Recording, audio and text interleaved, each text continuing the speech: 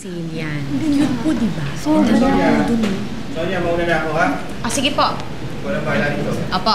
Bye-bye po, Mr. Toribio. Tingin pa kung dyan. Meron pa po doon. Ayun, marami. Nakasale po ng mga magandang.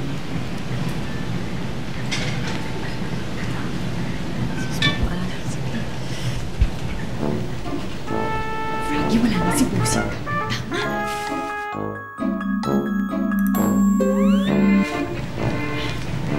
Miss, baka gusto niyo tingnan yung sapatos, oh.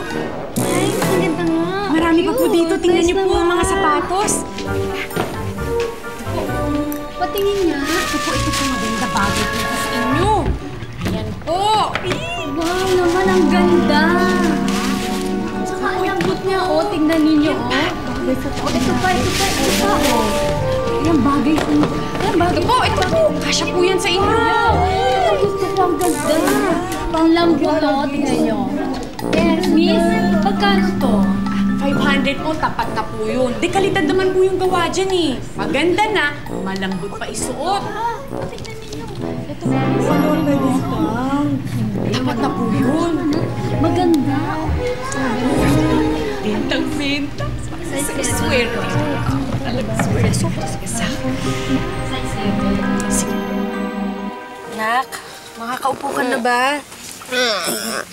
Nahihilo pa ako, tsaka sakit ang ulo ko. Sos, tama yung sinabi ni Lara na naglasing ka. Parang amoy beer ka kasi. Hindi nga. Eh, kanino ka ba maniniwala? Ako na anak mo o si Lara? Siyempre, ikaw. Hay nako, Aling Mayang. Sa palagay ko lang si Lara talaga may kasalanan niyan. Paano kasi binati niya yung si Gigi kanina? Oo, para din yung ginawa niya dun sa magtatawas na yon, tsaka yung anak ni Aling Susing. O, tinan mo nangyari. Di ba't minalas din? Kaya nga ayun eh, pinadampot ko na kina Domeng, no? Wala na dito. O, tama, pasaway kasi. Mayang! Huwag mo na kasing Mayang! Ito. Mayang! Mayang! Oh! Mayang, Diyos ko. Tinak mo ko papapunta dito. Oh, bakit? Nandito ba si Adela at yung mga anak niya? Wala na, pinalayas ko na sila. Ha? Kainit ang ulo. Papunta rito yung dating asawa ni Adela. Si Carlos? Oo, naku, Mayang, hinahanap na yung mag-iina niya. At ang gara nung sasakyan, Maya, mukhang mayaman. Naku, sayang, hindi niya inabutan yung mag-iina niya. Si Carlos.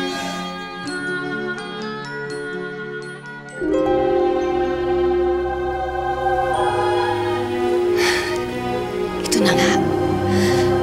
Ito na nga yung mahiwagang salamin na sinasabi ni Alexi.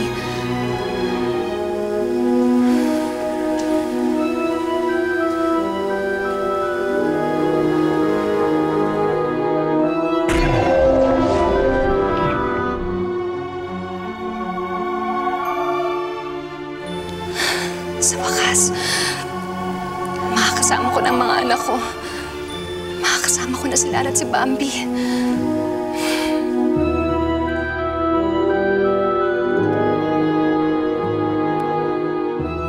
Nakikiusap ako! Itigil niyo na to sa sasakyan! Mama na lang kayo sa amin. Tumimik kayo. Sige na po! Lara!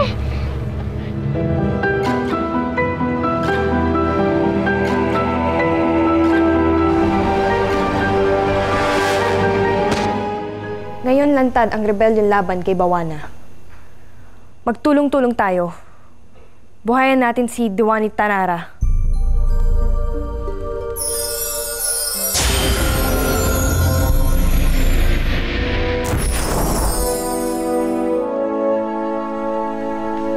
Diwani Tanara? Salamat, Lambina.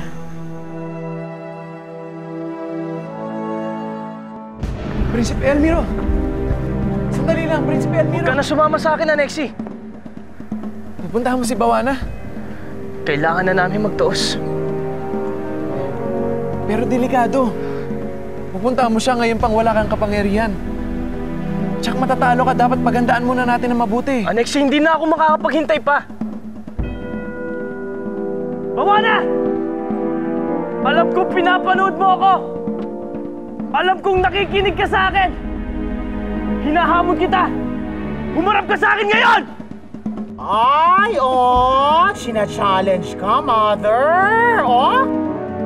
Hayaan mo siyang magsisisigaw dyan. Bakit? Hindi mo ba siya harapin? Naku, Mother, wag mo sabihing scared ka, ha? Sa huling prinsipe ng Paladino.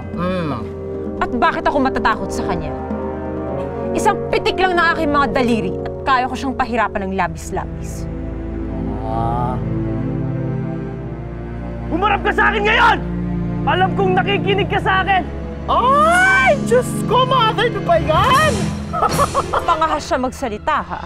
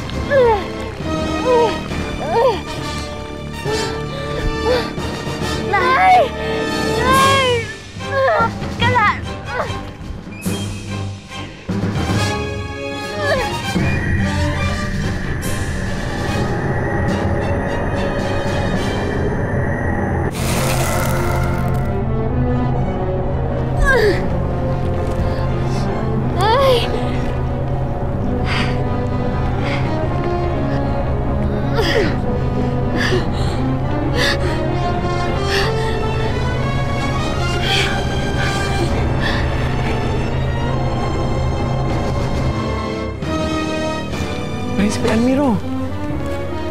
Kailangan ko nang puntahan si Buwana. Pero hindi nga natin alam kung nasan siya eh. Wala akong pakialam. Iikutin ko itong buong Paladino, magkaharap lang kami. Hindi na kailangan, Almiro.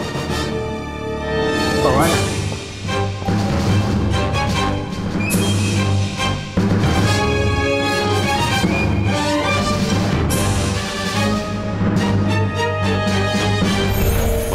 Carlos? Si Adela. Wala na siya. Umalis na siya dito.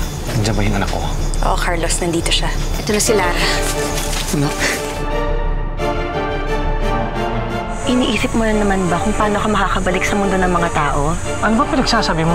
Totoo ang sinasabi niya. Pero bakit, Ina? Dahil hindi ako ang inyong ina. Akala ko noon, pagkatapos maputol ng sumpa, mababalik na sa ayos sa lahat. Hindi ko alam na madami pa pala tayong pagdadaanan. Baka ang isipin ni Lara, bigla nalaman ko na wala pagkatapos niya putulin ng sumpa.